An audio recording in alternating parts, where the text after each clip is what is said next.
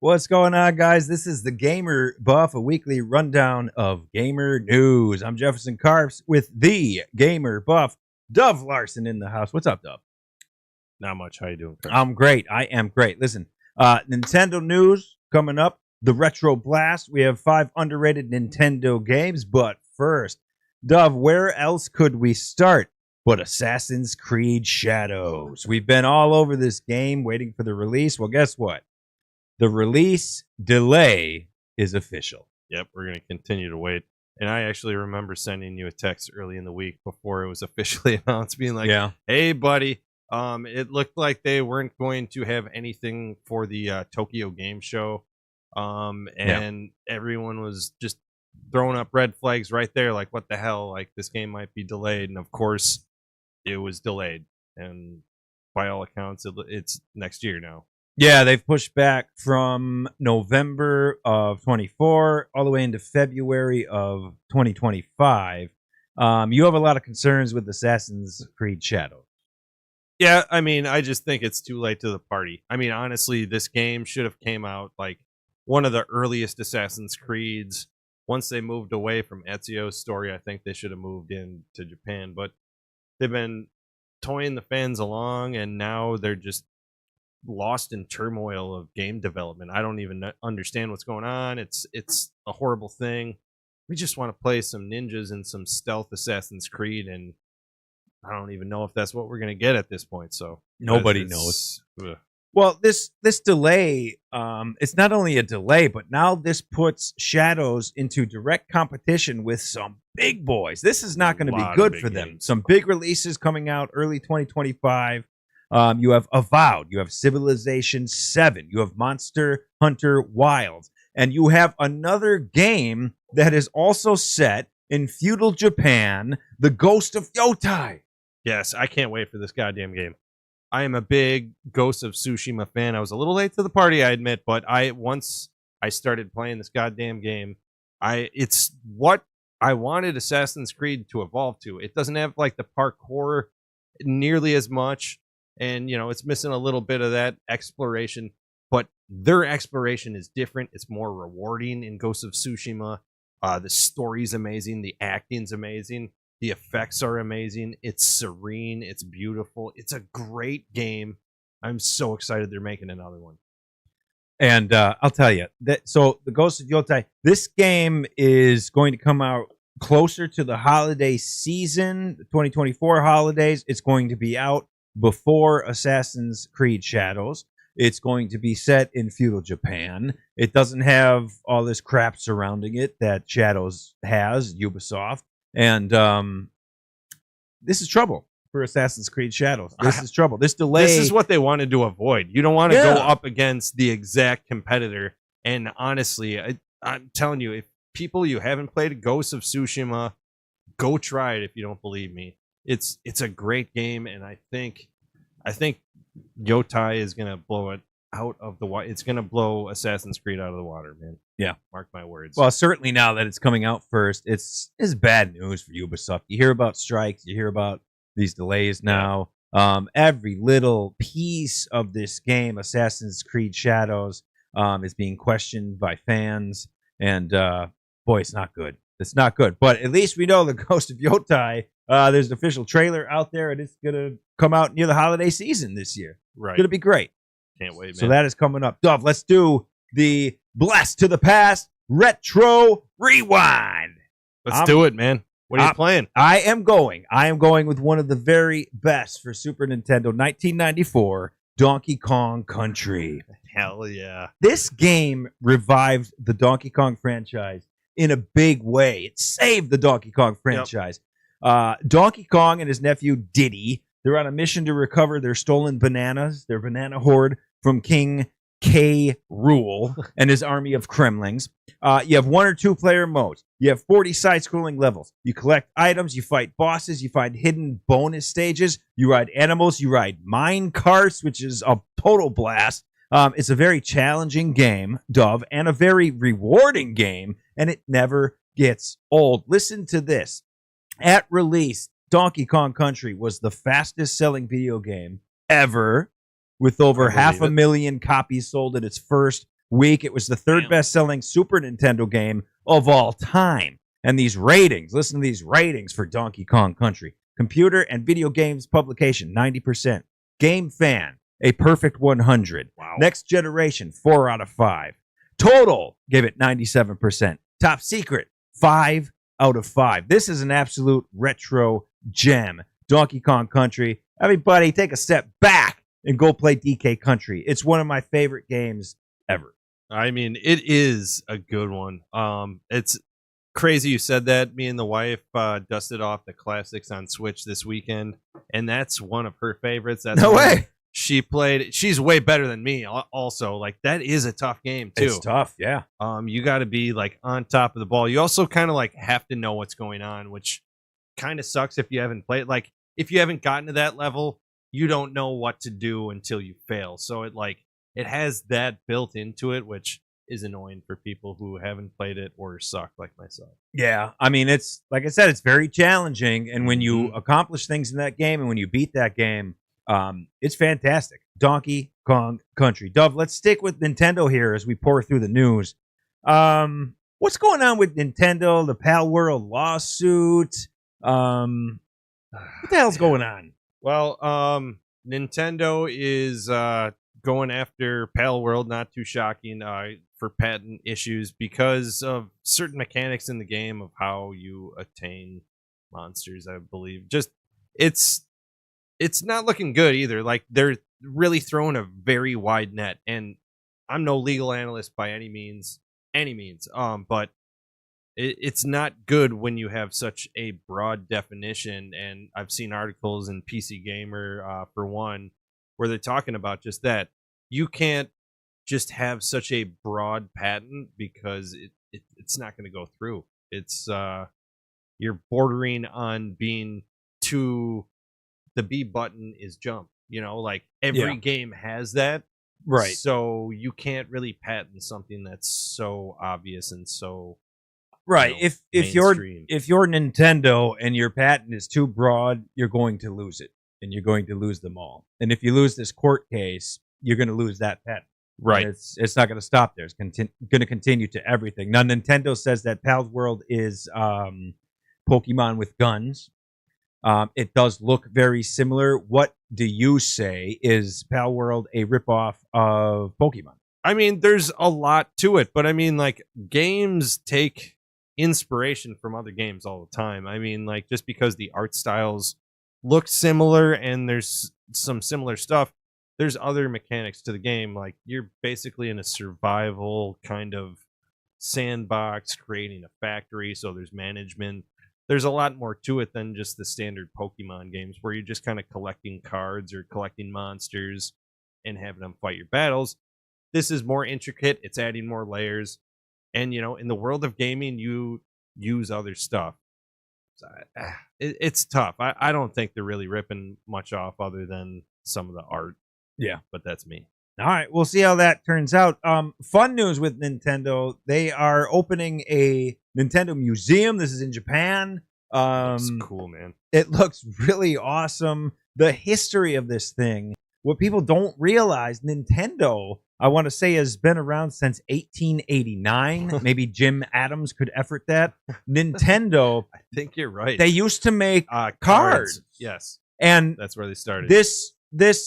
Where this museum is, I believe, is the same where the factory was that they made cards back in the day. Yeah, that's incredible to tie it all back because Yeah. they weren't just in video games. They got their start in cards, and like they almost were like, video games, man, we'll try it, but Right. they thought it was some BS thing that wasn't going to pan out. Now it is their business. It's so crazy. Yeah, it's really crazy to think about. I mean, 1889, if that's accurate, I think it is. We'll find out later. But the Nintendo Corporation, they've been around forever, and now they have this awesome museum. It looks really cool. They have so many features in there. So many games, man. So many games. They have a Wii feature. They have a Game Boy feature. They have it all. That's awesome.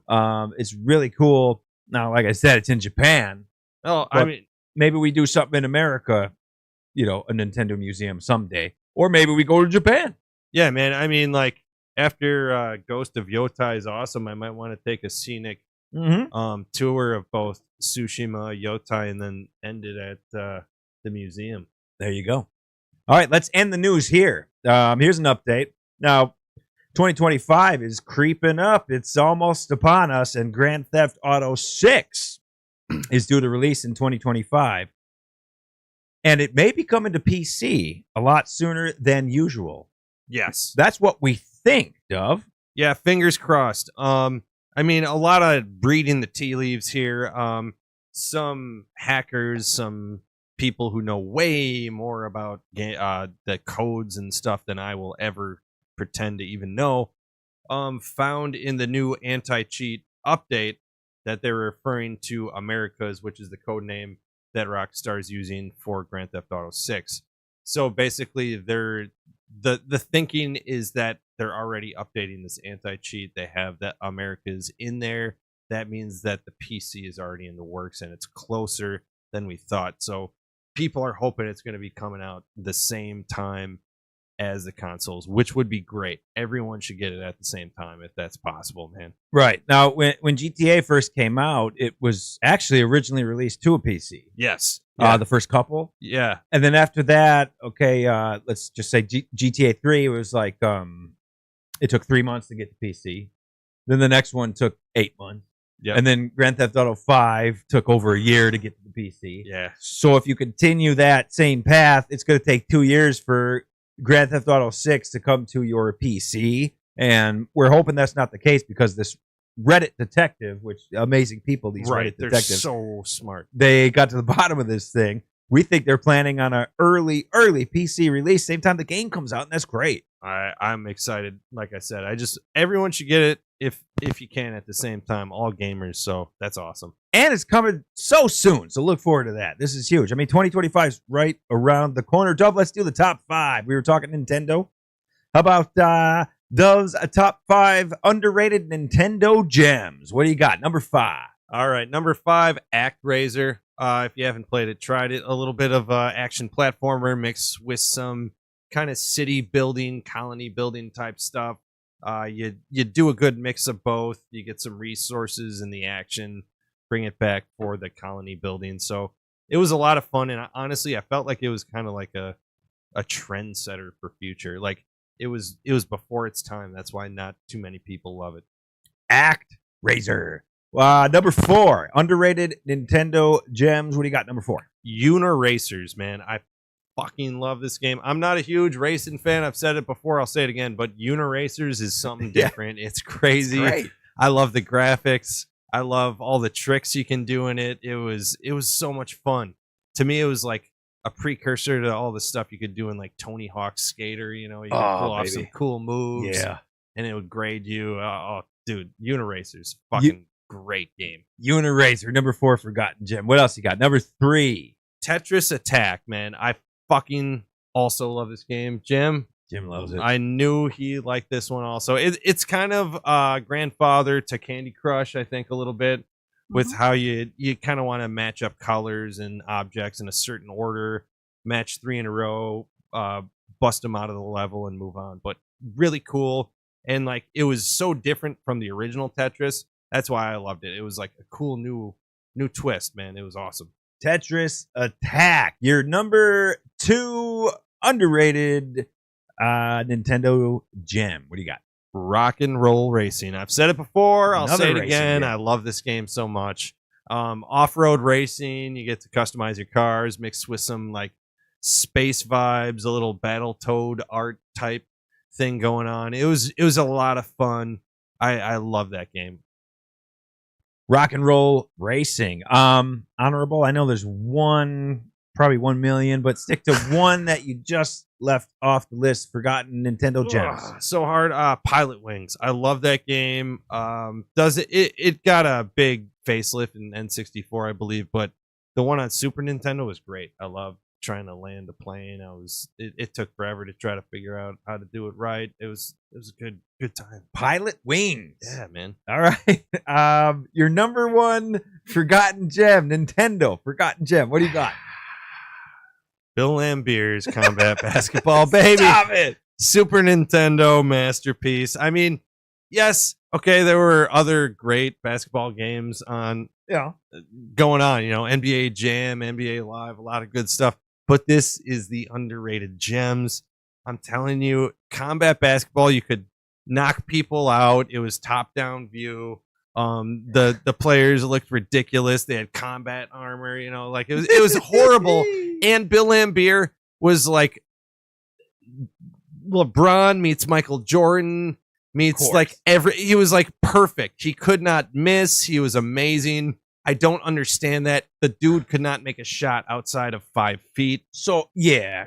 So, I mean, 2 questions here. One, how the hell was Bill Laimbeer so amazing in this game? And 2, why the hell did Bill Laimbeer have his own basketball game?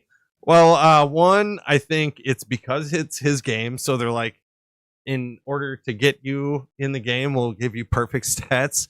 And number 2, I think someone was really drunk at whatever company did the go-ahead on Bill Laimbeer's basketball. Sure. It was horrible, but it was great. It had franchise mode going on in the background. You had to work your way up to like the professional ranks. Like it had some cool mechanics in the background, but laughable. Yes, it was amazing. There you go. It's number 1, Dove's number 1 underrated gem, forgotten gem, Nintendo games. Bill Laimbeer's Combat Basketball. Speaking of sports games, there's a great video out there. Dove's Digital Deep Dive, the best-selling sports titles for sports video games.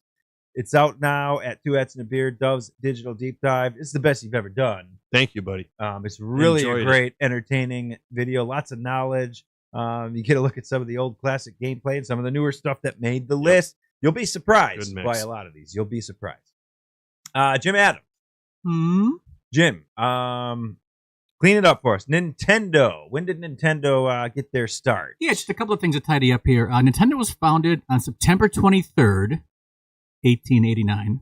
And the first console came out in 1977, just in case you were wondering. Wow. And this is something to keep an eye on here. Diddy Kong is actually in a little bit of hot water. A few freak-offs with Princess Peach. So we're going to see how that affects the gaming industry. We're not sure right now. I don't want to jump to conclusions, but just something to keep in mind. Thanks, that's Jim. it. Thank you, Jim. Yeah.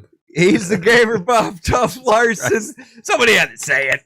Please like, share, and subscribe for more content. Dove's Digital Deep Dive, the Indie Spotlight, the Gamer Buff Podcast. You're watching now and you're listening right now at 2 Hats and a Beer. Thank you guys for hanging out with us. We appreciate you. We really do. We'll do it again in a week. Game on! Game on, Carps. Beep. Not with the sound effects again. Somebody had to make the Diddy joke. It had to be Jim. Yeah, it was low hanging fruit. See you guys.